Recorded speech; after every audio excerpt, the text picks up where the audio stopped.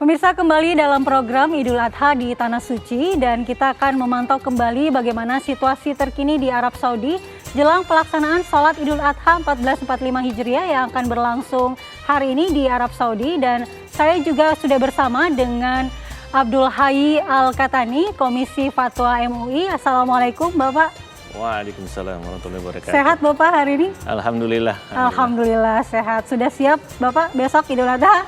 Insya Allah. Sudah siap berlebaran ya Pak ya. Dan pemirsa, sebelum kita melanjutkan perbincangan dengan Bapak Abdul Hayy, kita akan memantau terlebih dahulu dan bagaimana persiapan Lebaran atau Idul Adha di Madinah. Sudah ada di sana WNI di Madinah, Bapak Muhammad Umar. Assalamualaikum Pak Umar. Waalaikumsalam warahmatullahi wabarakatuh. Iya Pak Umar, saat ini di sana apa yang sedang berlangsung di sana? Apakah sudah mulai persiapan untuk melaksanakan sholat Idul Adha? Alhamdulillah, perkenalkan saya Umar dari Jabal Uhud, Madinah Al-Munawwaroh. Di sini jam 05.28 sedang persiapan sholat Idul Adha. Ini lokasinya. Jadi nanti bisa live secara sholatnya. Iya Pak Umar. Pada pukul berapa rencananya sholat Idul Adha ini akan dimulai di sana Pak Umar, dan apakah seluruh warga di Madinah ini sholat di tempat yang sama atau mungkin ada sejumlah tempat pelaksanaan sholat Idul Adha seperti di Indonesia juga mungkin?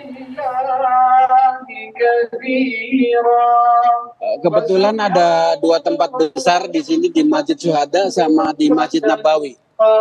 Nanti sholatnya akan dilakukan di jam 06.00 waktu Madinah.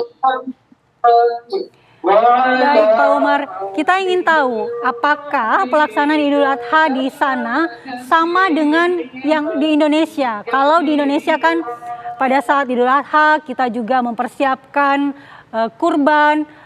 Bagaimana dengan di sana? Apakah sama dengan yang kita lakukan di Indonesia, Pak Umar? Alhamdulillah semuanya sama, nggak ada bedanya. Cuman mungkin Saudi Arabia agak lebih cepat sholat idnya hari ini. Kemungkinan Indonesia besok. Jadi untuk kebiasaan kayak nyembelih kurban itu sama. Semuanya dilakukan sama orang-orang Arab di sini dan juga orang Indonesia yang berkurban. Baik.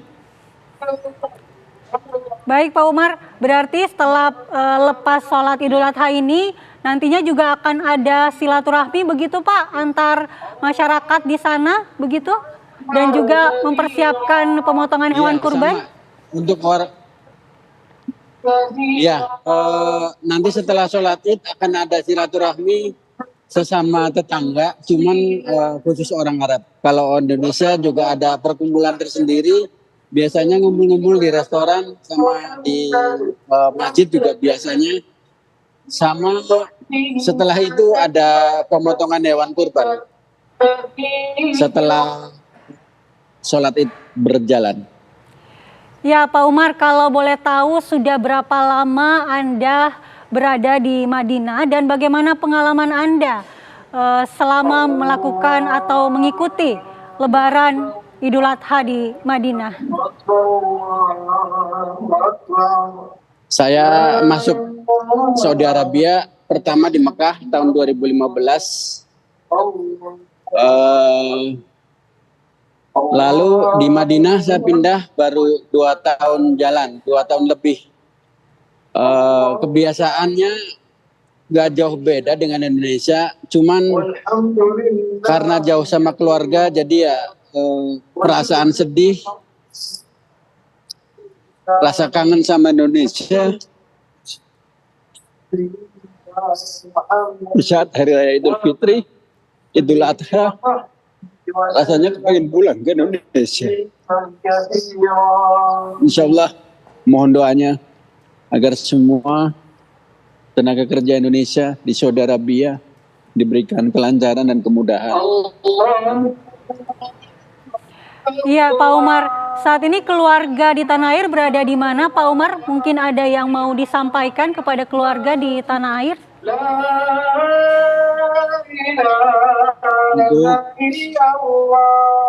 Orang tua saya, anak-anak saya yang berada di Cilacap,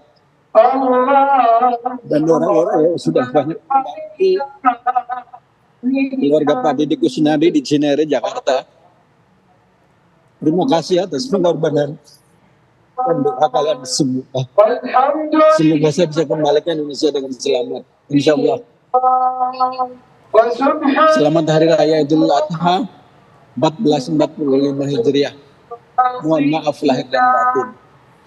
Untuk Indonesiaku semuanya. Iya, Pak Umar, apakah sebelum sholat ini Bapak sudah menghubungi keluarga di Cilacap maupun di Cinere, Pak? Semalam ada salam-salam buat keluarga sama keluarga di Cinere, alhamdulillah. Iya. Apa yang mereka sampaikan kepada Bapak pada saat menghubungi tadi malam, Pak?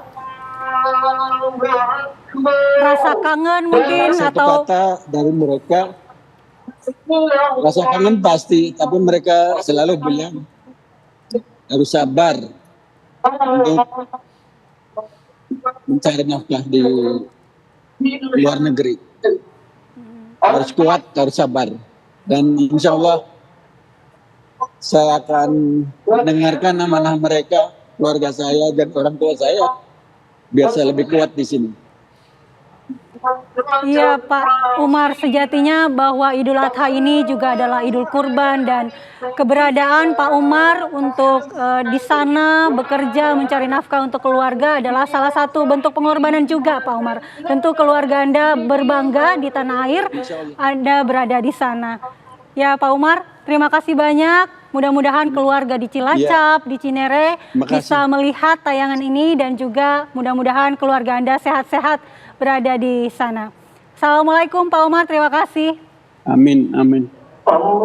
Waalaikumsalam warahmatullahi wabarakatuh. Salam semua buat everyone. Baik, dan pemirsa, kita akan langsung berbincang dengan narasumber kita, Pak Abdul Hayy. Assalamualaikum Bapak. Kita lihat bahwa di Arab Saudi, di Mekah, dan juga di Madinah tadi sudah persiapan sholat. Sebentar lagi akan sholat Idul Adha. Bagaimana di sana, Pak, budaya masyarakat saat musim haji, tetapi juga mereka sekaligus merayakan Idul Adha? Baik, Waalaikumsalam warahmatullahi wabarakatuh.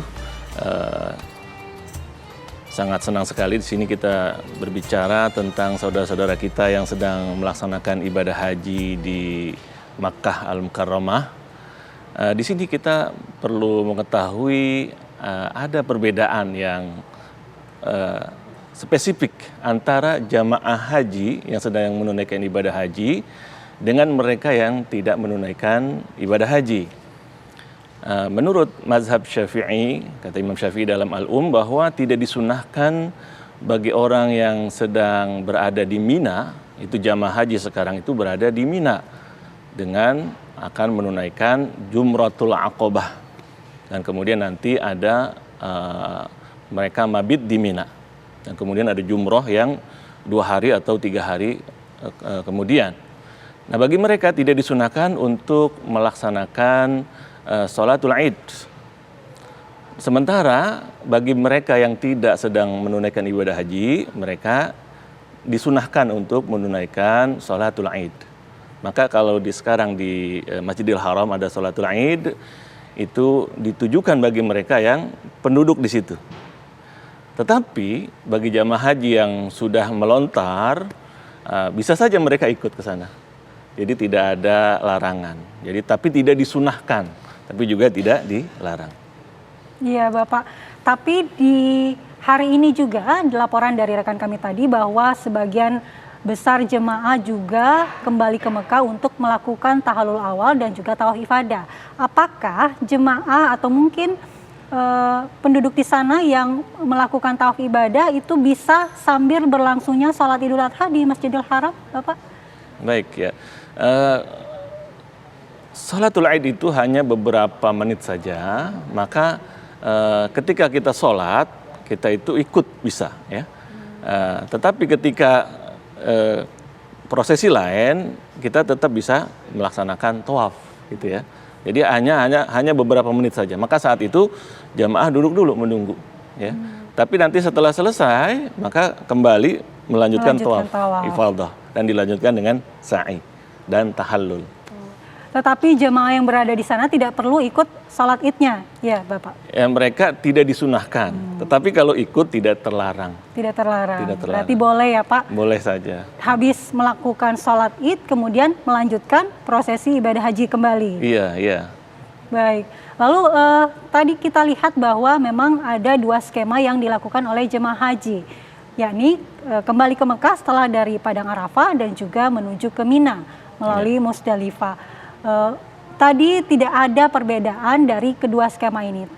Menurut Bapak sendiri seperti apa Pak sebenarnya jalur atau skema 2 skema ini Bapak? Ya, kita di dalam melaksanakan ibadah haji setelah dari Arafah kemudian bergerak ke Musdalifah. Dan ke Musdalifah mereka mabit beberapa jam. Jadi setelah setengah malam mereka boleh untuk melanjutkan ke arah Mina. Nanti di Mina mereka dapat melontar jumroh Aqobah. Jadi sebelum subuh sudah boleh.